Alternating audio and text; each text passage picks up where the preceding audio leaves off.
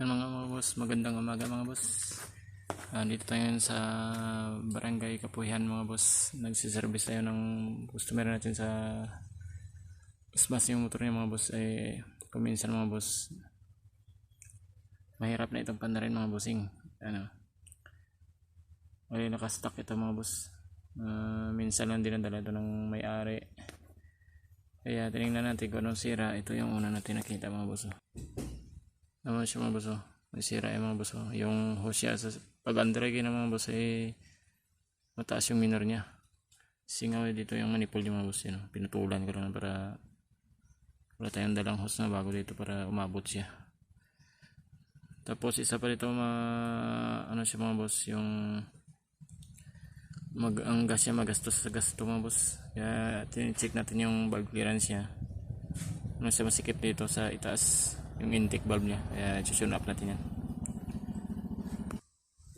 Pero mga boss, i-tune up na natin mga boss, adjust natin yung barbulaya mga boss, valve clearance yan. Yung sinuno ko nito mga boss, yung adjust ng barako na adjustment, kasi yung manual dyan sa upuan wala nang kalagay doon na na valve clearance nya, kaya sinuno ko lang sa barako yung 0.8 at saka 0.10 mga boss. Okay naman siya, sakto lang naman yung adjustment niya. Kanina mga boss, ito may higpit itong rack arm niya, walang play, kaya may tendency siya na hard starting siya, tapos mahakog ito sa gas mga boss.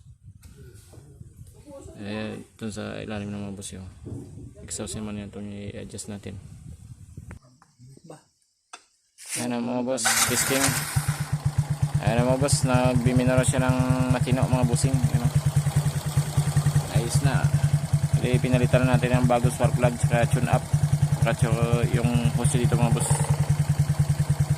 Ito yung sumisingaw kanina na hindi na puntuan yung minor niya, nagwa-wild siya, tapos itong valve clearance niya. Ayos mga boss.